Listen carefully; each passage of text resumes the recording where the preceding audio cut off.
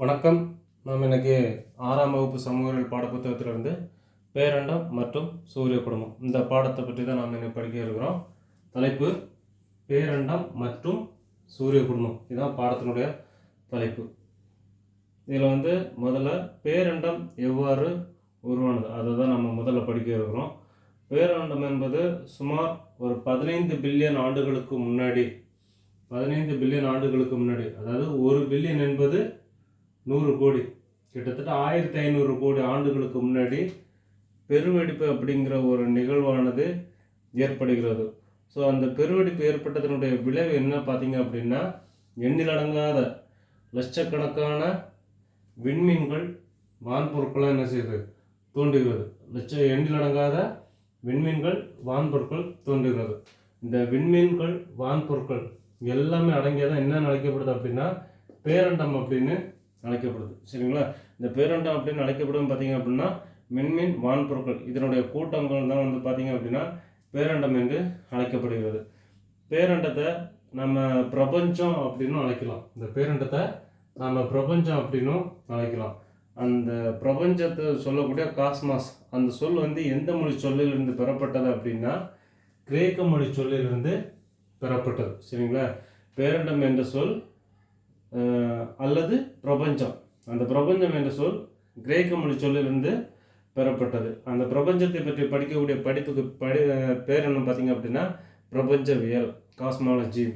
பிரபஞ்சம், அதை பற்றி படிக்கக்கூடிய படிப்பு பிரபஞ்சவியல், காஸ்மாலஜி. சரிங்களா? ஸோ இதுதான் பார்த்தீங்க அப்படின்னா பேரண்டம் உருவான ஒரு நிகழ்வு.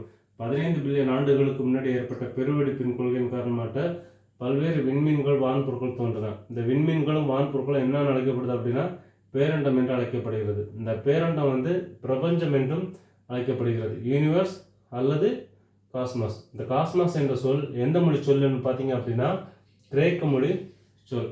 இந்த பிரபஞ்சத்தை பற்றி படிக்கக்கூடிய படிப்புக்கு பேர் என்னன்னு பார்த்தீங்க அப்படின்னா பிரபஞ்சவியல், காஸ்மாலஜி அப்படின்னு அழைக்கப்படுகிறது. இனிமேல் பேரண்டத்தை பற்றி பார்ப்போம். பேரண்டம் என்பது மிக பரந்த ஒரு விண்வெளி அமைப்பு. இது ஏற்கனவே சொல்லிட்டோம், பெருவெடிப்பின் காரணமாக தான் இந்த பேரண்டம் உருவானது. அதனுடைய வயசு கூட பார்த்திங்கன்னா சுமார் 15 பில்லியன் ஆண்டுகள். சரிங்களா? ஸோ இதில் பில்லியன் கணக்கான விண்மீன் திரள் மண்டலங்கள், விண்மீன்கள், கோள்கள், வால் நட்சத்திரங்கள், சிறுகோள்கள், விண்கற்கள், துணைக்கோள்கள் என பல்வேறு வான்பொருட்கள் அடங்கியிருக்கு. இந்த வான்பொருட்கள் எல்லாமே சேர்ந்து தான் என்ன அழைக்கப்படுது அப்படின்னா பேரண்டம் என்று அழைக்கப்படுகிறது. இந்த வான்பொருட்களுக்கு இடையில் இருக்கக்கூடிய தூரத்தை அளவீடு செய்வது எவ்வாறு அளவீடு செய்கிறாங்க அப்படின்னா ஒளியாண்டு அப்படின்ட்டு அளவீடு செய்கிறாங்க. சரிங்களா? ஒளியாண்டு அப்படின்னா என்னென்னு பார்த்தீங்க அப்படின்னா ஒளியானது ஒரு ஆண்டில் பயணிக்கக்கூடிய தொலைவு. சரிங்களா? ஒளியானது ஒரு ஆண்டில் பயணிக்கக்கூடிய தொலைவு தான் என்ன அழைக்கப்படுது அப்படின்னா ஒளியாண்டு என்று அழைக்கப்படுகிறது. அது எவ்வளோ தூரம் அந்த ஒளி பயணிக்குது அப்படின்னு பார்த்தீங்க அப்படின்னா ஒரு வினாடிக்கு 3 லட்சம் கிலோமீட்டர் இந்த ஒளியானது பயணம் செய்கிறது. அதே நேரம் ஒலி பயணம், சவுண்ட், அது பார்த்திங்கன்னா வினாடிக்கு 330 மீட்டர் பயணம் செய்கிறது.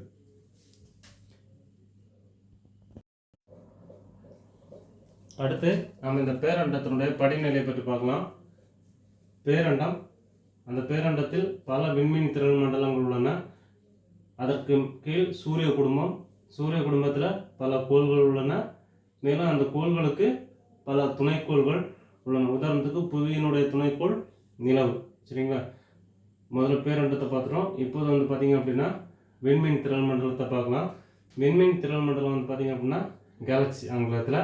இந்த விண்மீன் திரள் மண்டலங்கள் அப்படின்னா என்னென்னு பார்த்தீங்க அப்படின்னா நட்சத்திரங்களுடைய தொகுப்பு தான் இந்த விண்மீன் திரள் மண்டலம், கேலக்சி. ஈர்ப்பு விசையினால் பிணைக்கப்பட்டிருக்கக்கூடிய நட்சத்திரங்களின் தொகுப்பு தான் இந்த விண்மீன் திரள் மண்டலங்கள். இந்த விண்மீன் திரள் மண்டலம் பார்த்தீங்க அப்படின்னா சிதறியோ இல்லைன்னா குழுவாகவோ காணப்படும். தனியாகவும் காணப்படும், அதே நேரம் குழுவாகவும் காணப்படும். நம்முடைய பூமி இருக்கக்கூடிய சூரிய குடும்பம் பார்த்தீங்க அப்படின்னா எந்த விண்மீன் திரள் மண்டலத்தில் இருக்குது அப்படின்னா பால்வெளி விண்மீன் திரள் மண்டலம். இந்த பால்வெளி விண்மீன் திரள் மண்டலம் எப்போது உருவாச்சு அப்படின்னா பெருவெடிப்பு கொள்கை 15 பில்லியன் ஆண்டுகளுக்கு முன்னாடி ஏற்பட்டதுன்னு சொன்னால, அந்த பெருவெடிப்பு கொள்கை ஏற்பட்டதுக்கு பிறகு 5 பில்லியன் ஆண்டுகளுக்கு பிறகு இந்த பால்வெளி விண்மீன் திரள் மண்டலம் வந்து உருவாச்சு, மில்க்வே கேலக்ஸி. அந்த பால்வெளி விண்மீன் திரள் மண்டலத்தில் தான் நம்ம சூரிய குடும்பம் இருக்குது. அந்த சூரிய குடும்பத்தில் கூட நம்மளுடைய புவிக்கு அருகில் தான் வந்து பார்த்திங்க அப்படின்னா 2 விண்மீன் திரள் மண்டலங்கள் இருக்குது. ஒன்று ஆண்ட்ரோமெடா, இன்னொன்று மெகலனிக் கிளவுட்ஸ் அப்படின்னு சொல்லிட்டு 2 விண்மீன் திரள் மண்டலங்கள் வந்து இருக்குது. அதாவது பேரண்டம், விண்மீன் திரள் மண்டலம், அதுக்கு அடுத்த படிநிலை வந்து பார்த்திங்கன்னா சூரிய குடும்பம், அடுத்த படிநிலை கோள்கள், அடுத்த படிநிலை வந்து துணை கோள்கள். அதில் விண்மீன் திரள் மண்டலம் கேலக்ஸி அப்படின்னு என்ன பார்த்திங்க அப்படின்னா ஈர்ப்பு விசையினால் பிணைக்கப்பட்டிருக்கக்கூடிய நட்சத்திரங்களின் தொகுப்பு தான் விண்மீன் திரள் மண்டலம். இது சிதறியாகவோ இல்லை குழுவாகவோ காணப்படும். அந்த 15 பில்லியன் ஆண்டுகளுக்கு முன்னாடி ஏற்பட்ட பெருவெடிப்பு கொள்கைக்கு பிறகு 5 பில்லியன் ஆண்டுகளுக்கு பிறகு, அதாவது இப்போதில் வந்து 10 பில்லியன் ஆண்டுகளுக்கு முன்னாடி வந்து பால்வெளி விண்மீன் திரள் மண்டலம் வந்து உருவாகுது, மில்க்வே கேலக்ஸி. இந்த பால்வெளி விண்மீன் திரள் மண்டலத்தில் தான் நம்முடைய சூரிய குடும்பம் இருக்குது. நம்முடைய புவிக்கு அருகாமையில் இருக்கக்கூடிய 2 விண்மீன் திரள் மண்டலங்கள் எதனான்னு பார்த்திங்க அப்படின்னா ஆண்ட்ரோமெடா, மெகலனிக் கிளவுட்ஸ். இந்த 2மே வந்து பார்த்திங்கன்னா புவிக்கு அருகில் இருக்கக்கூடிய விண்மீன் திரள் மண்டலங்கள். அடுத்து பேரண்டத்தின் படிநிலையில் நாம் அடுத்து பார்க்கிருப்பது சூரிய குடும்பம். விண்மீன் திரள் மண்டலத்தில் மில்க்வே கேலக்சியில் இருக்கக்கூடிய ஒரு சூரிய குடும்பம், நம்முடைய சூரிய குடும்பம், சோலார் சிஸ்டம். இந்த சோலார் சிஸ்டம் இந்த பேர் எப்படி வந்துச்சு அப்படின்னா சோல் என்ற லத்தீன் மொழி சொல். அதனுடைய பொருள் என்னென்னு வந்து பார்த்தீங்க அப்படின்னா சூரிய கடவுள். சரிங்களா? சோல் என்ற லத்தீன் மொழி சொல், சோலார் என்ற சொல் சோல் என்ற லத்தீன் மொழி சொல்லிலிருந்து பெறப்படுகிறது. அதனுடைய பொருள், இந்த சோல் என்ற லத்தீன் மொழி சொல்லினுடைய பொருள் என்னென்னு வந்து பார்த்தீங்க அப்படின்னா சூரிய கடவுள். ஸோ அதில் தான் வந்து பார்த்தீங்க அப்படின்னா இந்த சூரிய குடும்பம் அப்படிங்கிறத பேர் வந்து வருது. இந்த சூரிய குடும்பம் வந்து எப்போது உருவாச்சு அப்படின்னா இப்போதுலேருந்து ஒரு 4.5 பில்லியன் வருடங்களுக்கு முன்னாடி உருவாச்சு. அதாவது பேரண்டம் என்பது 15 பில்லியன் ஆண்டுகளுக்கு முன்னாடி உருவாச்சு. சரிங்களா? பேரண்டம் என்பது 15 பில்லியன் ஆண்டுகளுக்கு முன்னாடி உருவாச்சு. அதுலேருந்து 5 பில்லியன் ஆண்டுகளுக்கு பிறகு, இப்போதுலேருந்து ஒரு 10 பில்லியன் ஆண்டுகளுக்கு முன்னாடி விண்மீன் திரள் மண்டலம், குறிப்பாக மில்க்வே கேலக்ஸி வந்து உருவாகுது. அதற்கு பிறகு சுமார் ஒரு 5 பில்லியன் ஆண்டுகளுக்கு பிறகு, இப்போதுலேருந்து 4.5 பில்லியன் ஆண்டுகளுக்கு முன்னாடி வந்து பார்த்திங்க அப்படின்னா இந்த சூரிய குடும்பம் வந்து உருவாகுது. இந்த சூரிய குடும்பம் எதெல்லாம் உள்ளடக்கியிருக்கு அப்படின்னு வந்து பார்த்திங்க அப்படின்னா சூரியன், 8 கோள்கள், குறுங்கோள்கள், துணைக்கோள், வால் நட்சத்திரம், சிறுகோள்கள், விண்கற்கள், இது எல்லாமே சேர்ந்து தான் வந்து பார்த்திங்க அப்படின்னா ஒரு சூரிய குடும்பம். இது எல்லாமே வந்து பார்த்திங்க அப்படின்னா சூரியனுடைய ஈர்ப்பு விசையினால் பிணைக்கப்பட்டிருக்கக்கூடியது தான் இந்த சூரிய குடும்பம். இப்போ சூரியன் 8 கோள்கள்னால் புதன், வெள்ளி, புவி, செவ்வாய், வியாழன், சனி, யுரேனஸ், நெப்டியூன், இது எல்லாமே வந்து பார்த்திங்க அப்படின்னா 8 கோள்கள். குறுங்கோள்கள்னு வந்து பார்க்கும்போது ப்ளூட்டோ, செரஸ், ஏரிஸ், ஹவுமே, மேக்மேக், இதெல்லாம் வந்து பார்த்திங்க அப்படின்னா குறுங்கோள்கள். துணைக்கோள்கள் அப்படின்னு வந்து பார்க்கும்போது புவியினுடைய துணைக்கோள் வந்து பார்த்திங்க அப்படின்னா நிலவு வந்து புவியினுடைய துணைக்கோள். அதுக்கடுத்து வால் நட்சத்திரங்கள், சிறுகோள்கள், விண்கற்கள், இது எல்லாமே வந்து பார்த்திங்கன்னா சூரிய குடும்பத்தில் வரும். இது எல்லாமே, இந்த வான்பொருட்கள் எல்லாமே வந்து பார்த்திங்க அப்படின்னா எதனால் பிணைக்கப்பட்டிருக்கும் அப்படின்னா ஈர்ப்பு விசையினால் பிணைக்கப்பட்டிருக்கும். சரிங்களா? இது பேரண்டம் தோன்றி 5 பில்லியன் ஆண்டுகளுக்கு பிறகு விண்மீன் திரள் மண்டலம் வந்து உருவாச்சு. அதற்கு பிறகு ஒரு 5 பில்லியன் ஆண்டுகளுக்கு பிறகு சூரிய குடும்பம் வந்து உருவாகுது. சோல் என்ற லத்தீன் மொழி சொல்லிலிருந்து பெறப்பட்டது. அதனுடைய பொருள் வந்து பார்த்திங்க அப்படின்னா சூரிய கடவுள். அடுத்து சூரிய குடும்பத்தினுடைய மையம், நம்முடைய சூரிய குடும்பத்தினுடைய மையமாக இருக்கிறது எதுன்னு பார்த்திங்க அப்படின்னா சூரியன். அந்த சூரியனை பற்றி பார்க்கலாம். இந்த சூரியன் வந்து பார்த்திங்கன்னா நம்முடைய சூரிய குடும்பத்தினுடைய மையமாக இருக்குது. அதே நேரம் சூரியன் என்பது ஒரு விண்மீன், தானாகவே ஒளியை தரக்கூடியது ஒரு விண்மீன். இதில் வந்து பார்த்திங்க அப்படின்னா விண்மீன்கள் வந்து தானாக ஒளியை அளிக்கும். ஆனால் கோள்களுக்கு வந்து பார்த்திங்க அப்படின்னா தானாகவே ஒளியை தரக்கூடிய சக்தி கிடையாது. சரிங்களா? ஸோ சூரியன் என்பது ஒரு விண்மீன். இந்த சூரிய குடும்பத்தில், அதாவது சூரிய குடும்பத்தில் இருக்கக்கூடிய 8 கோள்கள், குறுங்கோள்கள், குள்ளக்கோள்கள், துணைக்கோள்கள், இது எல்லாத்தையும் சேர்த்து சூரியனை சேர்க்கும்போது மொத்த இடையில வந்து சூரியனுடைய பங்கு மட்டும் எவ்வளோ பார்த்தீங்க அப்படின்னா 99.8%. சரிங்களா? சூரிய குடும்பத்தினுடைய மொத்த நிறையில் சூரியனுடைய பங்கு மட்டுமே வந்து பார்த்தீங்க அப்படின்னா 99.8%.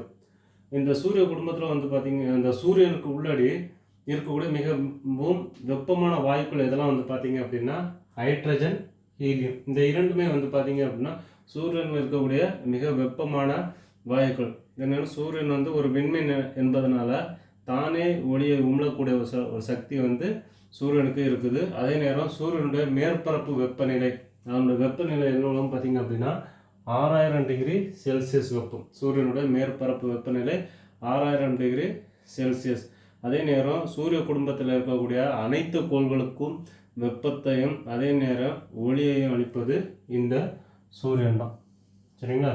ஏன்னா நம்ம புவிக்கே வந்து பார்த்திங்க அப்படின்னா சூரியனுடைய வெளிச்சம் வந்து சேர்றதுக்கு டைம் பார்த்திங்க அப்படின்னா 8.3 நிமிடங்கள் ஆகுது. சூரியனுடைய வெளிச்சம், அந்த ஒளியானது புவிக்கு வருவதற்கு எடுத்துக்கொள்ளக்கூடிய கால அளவு பார்த்திங்க அப்படின்னா 8.3 நிமிடங்கள். அதே நேரம் சூரிய குடும்பத்தில் இருக்கக்கூடிய 8 கோள்கள் உட்பட அனைத்து வான் பொருட்களுமே சூரியனை தான் என்ன செய்யும், சுற்றி வந்து கொண்டே இருக்கும். இப்போ உதாரணத்துக்கு வந்து பார்த்திங்க அப்படின்னா ஒரு சூரியன் என்பது 1.3 மில்லியன் புவிகளுக்கு சமமானது. ஒரு சூரியன் என்பது 1.3 மில்லியன் புவிக்கு சமமானது. 1 மில்லியன் அப்படிங்கிறது பார்த்திங்க அப்படின்னா 10 லட்சம். சரிங்களா? 1 மில்லியன் அப்படிங்கிறது 10 லட்சம். ஸோ ஒரு சூரியன் என்பது 1.3 மில்லியன் புவிக்கு சமமாக கருதப்படுகிறது. சூரிய குடும்பத்தில் சூரியனுக்கு அடுத்து நம்ம பார்க்க இருப்பது பார்த்திங்க அப்படின்னா கோள்கள், பிளானட்ஸ். சரிங்களா? கோள்கள் அப்படின்னு என்னென்னு பார்த்திங்க அப்படின்னா, கோள் என்பதன் பொருள் சுற்றி வருபவர் என்று பொருள். கோள் என்றால் சுற்றி வருபவர் என்று பொருள். எதை சுற்றி வருது அப்படின்னா சூரியனை சுற்றி வருகிறது. எவ்வாறு சுற்றி வருகிறது அப்படின்னா, சூரியனை வந்து இந்த கோள்கள் எல்லாமே நீள்வட்ட பாதையில் சுற்றி வருகிறது. சரிங்களா? கோள்கள் வந்து சூரியனை நீள்வட்ட பாதையில் சுற்றி வருகிறது. மொத்தம் எத்தனை கோள்கள் அப்படின்னு பார்த்தீங்க அப்படின்னா 8 கோள்கள் இருக்குது. சரிங்களா? 8 கோள்கள் இருக்குது. எதெல்லாம் பார்த்தீங்கன்னா புதன், வெள்ளி, புவி, செவ்வாய், வியாழன், சனி, யுரேனஸ், நெப்டியூன் அப்படின்னு சொல்லிட்டு 8 கோள்கள் இருக்குது. இந்த 8 கோள்களும் சூரியனை வந்து நீள்வட்ட பாதையில் தான் சுற்றி வருகிறது. ஆனால் அதே நேரம் வந்து பார்த்திங்கன்னா அவை வந்து சூரியனை சுற்றி வரக்கூடிய டைரக்ஷன் வந்து மாறுது.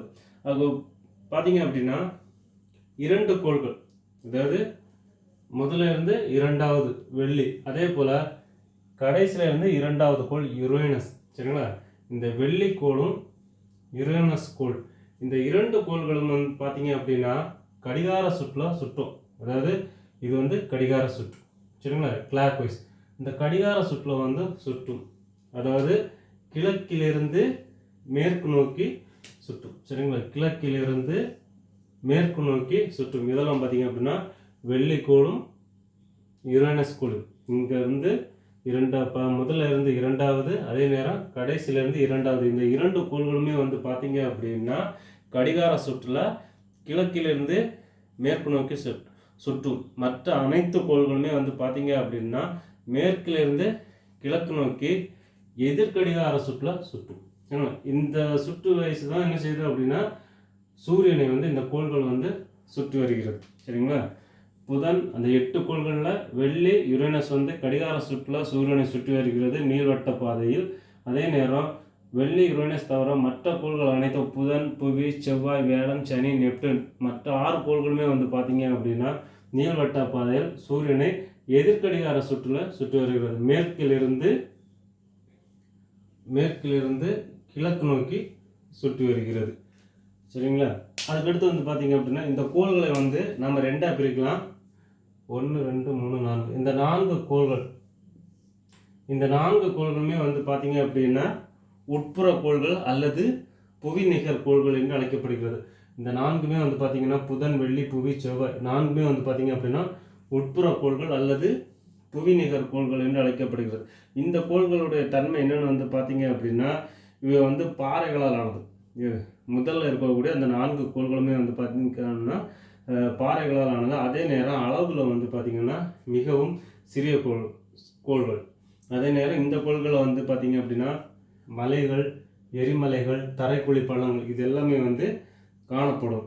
அதே நேரம் இந்த வியாழன், சனி, யுரேனஸ், நெப்டியூன் இந்த 4 கோள்களுமே வந்து பார்த்திங்க அப்படின்னா வெளிப்புற கோள்கள் அல்லது வியாழன் நிகர் கோள்கள் அப்படின்னும் அழைக்கப்படுகிறது. அதே நேரம் இவன் வந்து என்ன அழைக்கப்படுது அப்படின்னா ஜோவியன் அப்படின்னும் அழைக்கப்படுகிறது.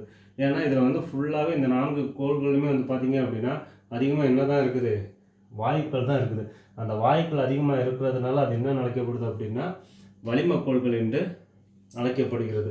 அதே நேரம் இந்த செவ்வாய்க்கும் வியாழனுக்கும் இடையிலே வந்து பார்த்திங்க அப்படின்னா என்ன இருக்குது அப்படின்னா குறுங்கோள் மண்டலம் இருக்குது. சரிங்களா? செவ்வாய்க்கும் வியாழனுக்கும் இடையிலே வந்து பார்த்திங்க என்ன இருக்குது அப்படின்னா குறுங்கோள் மண்டலம் வந்து இருக்குது. சரி, கோள்கள் என்றால் கோள் என்றால் பொருள் சுற்றி வருபவர் என்று பொருள். மொத்தம் 8 கோள்கள் இருக்குது. புதன், வெள்ளி, புவி, செவ்வாய், வியாழன், சனி, யுரேனஸ், நெப்டியூன் என மொத்தம் 8 கோள்கள் இருக்குது. இதில் வெள்ளியும் யுரேனஸும் வந்து சூரியனை நீள்வட்ட பாதையில் கடிகார சுற்றில் சுற்றுகிறது. புதன், புவி, செவ்வாய், வியாழன், சனி, நெப்டியூன் இந்த 6 கோள்களும் வந்து பார்த்திங்கன்னா சூரியனை நீள்வட்ட பாதையில் எதிர்கடிகார சுற்றிலும் வந்து சுற்றுகிறது. இந்த 4 கோள்களில் முதல் 4 கோள்கள் உட்புற கோள்கள் அல்லது புவிநிகர் கோள்கள் என்று அழைக்கப்படுகிறது. இவை வந்து பார்த்திங்கன்னா இந்த உட்புற கோள்கள் பாறைகளானது, அதே நேரம் அளவில் சிறியது, மலை, எரிமலை, தரைக்குழி பள்ளங்கள் வந்து காணப்படும். மீது இந்த வியாழன் நிகர் கோள்கள் வெளிப்புற கோள்கள் வந்து பார்த்திங்க அப்படின்னா வாயுக்கள் நிரம்பியது, அதனால் வளிமக்கோள்கள் என்று அழைக்கப்படுகிறது. மிகப்பெரிய கோள்கள் வந்து இந்த கோள்கள் தான் வரும். அதே நேரம் செவ்வாய்க்கும் வியாழனுக்கும் இடையிலே வந்து பார்த்திங்க அப்படின்னா குறுங்கோள் மண்டலம் ஒன்று காணப்படுகிறது. குறுங்கோள் மண்டலம் என்பது செவ்வாய் கோளுக்கும் வியாழன் கோளுக்கும் இடையிலே காணப்படுகிறது.